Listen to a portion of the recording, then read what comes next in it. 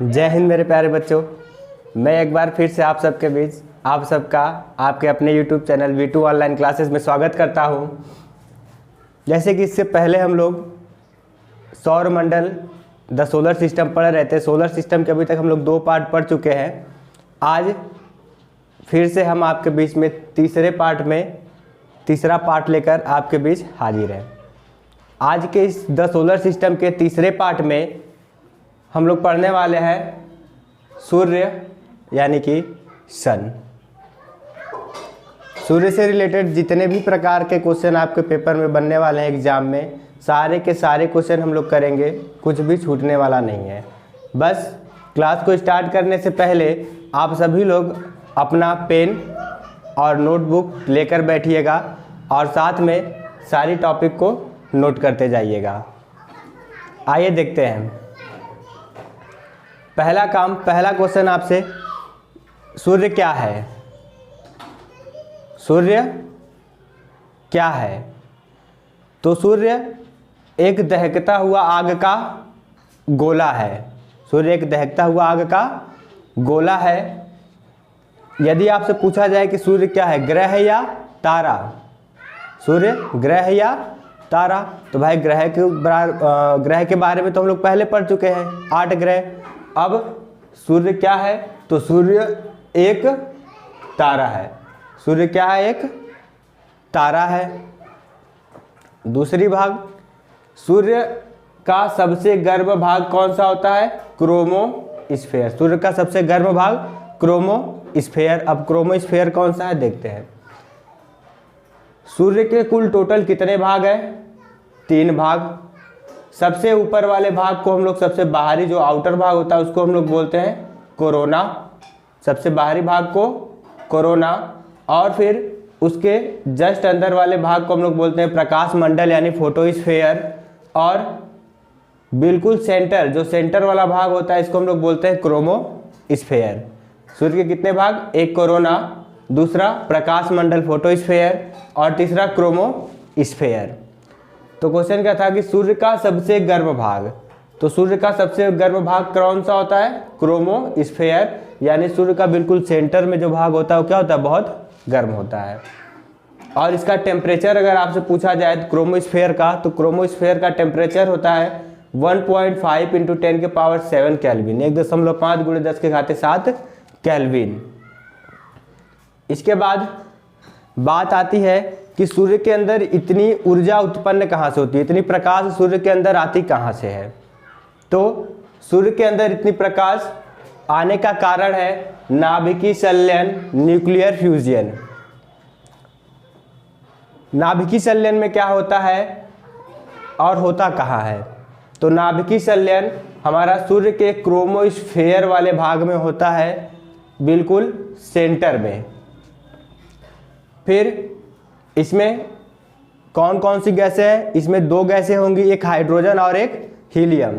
नाभिकीय संलयन में कौन कौन सी गैस होगी? एक हाइड्रोजन और दूसरी हीलियम। 2 गैसें होंगी। हाइड्रोजन गैस से, नाभिकीय संलयन में हाइड्रोजन गैस से किस में चेंज होता है? हीलियम गैस में, जिसके कारण सूर्य में काफ़ी ऊर्जा यानी प्रकाश उत्पन्न होती है। उसके बाद पूछा जाए कि हाइड्रोजन गैस कितने % पाई जाती है सूर्य में? तो सूर्य में हाइड्रोजन गैस 71%। सूर्य में हाइड्रोजन गैस कितनी %? 71%। और 29% कौन सी गैस? Helium gas. फिर क्रोमोस्फेयर अधिक गर्म होने के कारण काला धब्बा पड़ जाता है। सूर्य के बिल्कुल बीच में देखेंगे तो हल्का छोटा छोटा काला धब्बा पड़ा रहता है। किस कारण? सूर्य का जो क्रोमोस्फेयर वाला भाग है ये काफ़ी गर्म होता है, जिसके कारण यहाँ पे काले काले छोटे धब्बे बन जाते हैं। और इसका टेम्परेचर हमने आपको पहले बता चुका कि 1.5 × 10⁻⁷ केल्विन होता है। तो क्रोमोस्फेयर अधिक गर्म होने के कारण इसमें क्या हो जाते हैं? काले धब्बे पड़ जाते हैं, जिन्हें हम लोग क्या बोलते हैं? सौर कलन। उन काले धब्बों को क्या बोला जाएगा? सौर कलन। काले धब्बे को क्या बोला जाएगा? सौर कलन कहा जाता है। तो सूर्य के अंदर क्रोमोस्फेयर में जो काले धब्बे पड़ते हैं उस काले धब्बे को हम लोग बोलते हैं सौर कलन। और वो काला धब्बा क्यों पड़ता है? क्योंकि क्रोमोस्फेयर का टेम्परेचर बहुत अधिक होता है, बहुत गर्म होता है। सूर्य के बाहरी भाग को कोरोना, तो क्रोमोस्फेयर में जो काले धब्बे होते हैं उसे हम लोग क्या बोलते हैं? सौर कलन। और इस सौर कलन का टेम्परेचर कितना होता है? 1500 डिग्री सेल्सियस। सूर्य में काले धब्बे कहाँ पड़ेंगे? क्रोमोस्फेयर में, और उस क्रोमोस्फेयर को हम उसमें धब्बे को क्या बोलते हैं? सौर कलन। और उस सौर कलन का टेम्परेचर कितना होगा? 1500 डिग्री सेल्सियस। ठीक, इसको याद रखिएगा, सौर कलन का तापमान 1500 डिग्री सेल्सियस। और क्रोमोस्फेयर का यानी सूर्य के बिल्कुल सेंटर का तापमान 1.5 × 10⁻7 केल्विन। दूसरी बात, सूर्य के बाहरी भाग को कोरोना कहते हैं। अरे बाप रे, सबसे खतरनाक कोविड।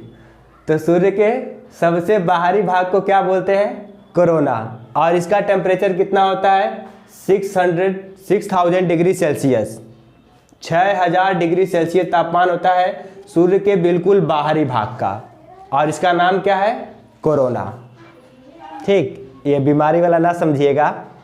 ठीक, ये सूर्य का भाग है कोरोना, जो बिल्कुल बाहरी भाग होता है सूर्य का।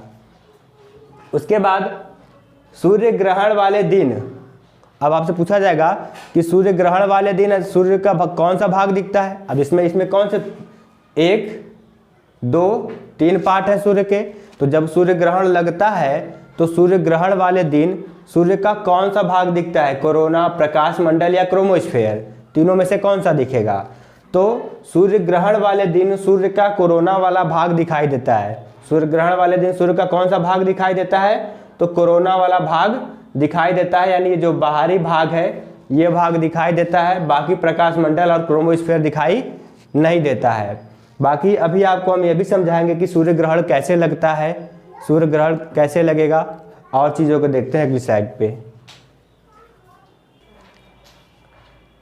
सूर्य से रिलेटेड कुछ और पॉइंट देखते हैं, जैसे कि लिखा हुआ है, पृथ्वी के वायुमंडल में प्रवेश करते ही रेडियो तरंगें पराबैंगनी तरंगों में बदल जाती हैं।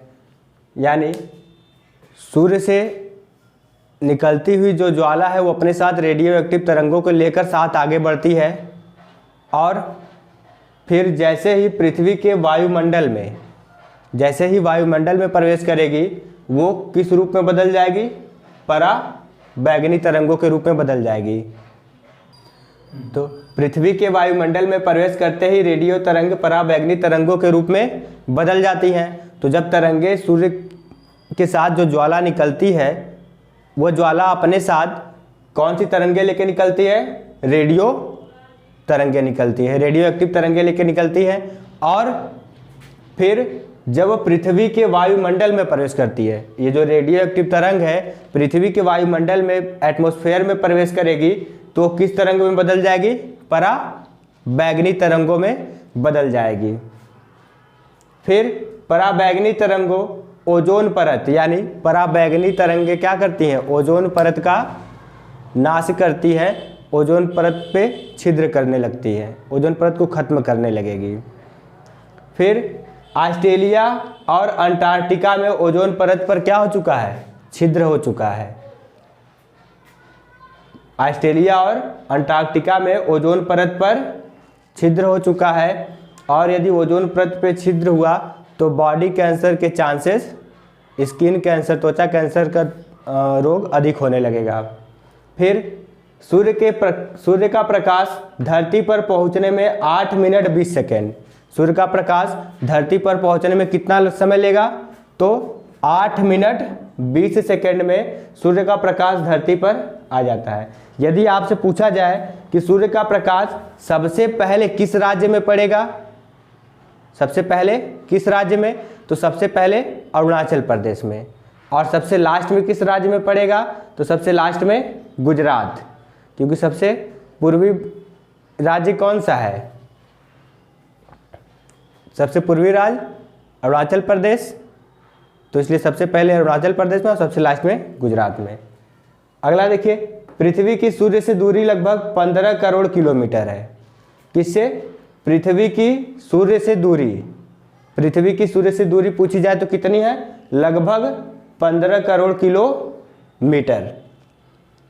पृथ्वी का सूर्य से सर्वाधिक दूरी, पृथ्वी का सूर्य से सर्वाधिक दूरी मतलब ऐसा कौन सा दिन होता है, किस दिन को पृथ्वी सूर्य से सबसे अधिक दूरी पे होती है? तो वो डेट है आपका 4 जुलाई। 4 जुलाई को पृथ्वी सूर्य से सबसे अधिक दूरी पे होती है और इस दिन को बोलते हैं अपसौर। ठीक, तो 4 जुलाई को पृथ्वी सूर्य से सबसे अधिक दूरी पे होती है और इस दिन को बोला जाता है अपसौर। तो किस दिन सबसे नज़दीक होती है? तो पृथ्वी का सूर्य से न्यूनतम दूरी उस किस डेट को है? 3 जनवरी को और इस दिन को बोलते हैं उपसौर। तो सबसे अधिक दूरी 4 जुलाई अपसौर, सबसे कम दूरी 3 जनवरी उपसौर। अब इसके बाद आपको बताते हैं सूर्य ग्रहण कैसे होता है। सूर्य ग्रहण यानी कि सोलर इक्लिप्स। अब बात होती कि सोलर इक्लिप्स सूर्य ग्रहण लगता कैसे है? तो जब सूर्य और पृथ्वी के बीच में, जब सूर्य और पृथ्वी के बीच में कौन आ जाए? चंद्रमा। जब सूर्य और पृथ्वी के बीच में कौन आता है? चंद्रमा। जब सूर्य और पृथ्वी के बीच में चंद्रमा आ जाता है तो इस स्थिति को क्या बोलते हैं? सूर्य ग्रहण यानी कि सोलर इक्लिप्स। जब चंद्रमा सूर्य और पृथ्वी के बीच में आएगा तो सूर्य से निकलने वाली प्रकाश पूरी की पूरी कहाँ पड़ेगी? चंद्रमा पे। सारी प्रकाश किरणें कहाँ पड़ेंगी? चंद्रमा पे। और ये रहा हमारा अर्थ पृथ्वी, इस पे क्या होंगे? सूर्य की प्रकाश नहीं टकराएंगी, एक भी प्रकाश नहीं आएगी, सारा का सारा कहाँ रुकेगा? चंद्रमा पे। जिस कारण इस स्थिति को हम लोग बोलते हैं सूर्य ग्रहण यानी सोलर इक्लिप्स। तो परिभाषा अगर लिखना है तो आप क्या लिखेंगे? जब सूर्य और पृथ्वी के बीच में चंद्रमा आता है तो इस स्थिति को चंद्र ग्रहण यानी सोलर इक्लिप्स कहते हैं। ठीक, क्लियर हुआ? तो इस वीडियो में आपने अभी तक जितना पढ़ा उस पूरी चीज़ को नोट्स करिएगा और नोट्स करने के साथ साथ उसको रिवाइज करिएगा ताकि भूले ना। टोटल आपके पास अभी तक सोलर सिस्टम के 3 वीडियो आ चुके हैं। फिर अगले वीडियो में हम लोग सोलर सिस्टम के साथ ही मिलेंगे, उसमें हम लोग मून के बारे में पढ़ेंगे और चंद्र ग्रहण, ये सारी चीज़ें क्लियर करेंगे। और फिर एक वीडियो होगा जिसमें आपको क्वेश्चन मिलेगा, सारा क्वेश्चन दिया जाएगा सोलर सिस्टम से रिलेटेड सारे क्वेश्चन, फिर सोलर सिस्टम चैप्टर आपका क्लोज होगा। तो ये सारी चीज़ें आप लोग अच्छे से नोट्स कर लीजिएगा, समझ लीजिएगा। यदि कोई डाउट रहा तो कमेंट करके ज़रूर बताइएगा। और यदि वीडियो पसंद आया होगा तो चैनल को सब्सक्राइब, लाइक और शेयर ज़रूर करिएगा। जय हिंद मेरे प्यारे बच्चों, फिर मिलते हैं अगले वीडियो में।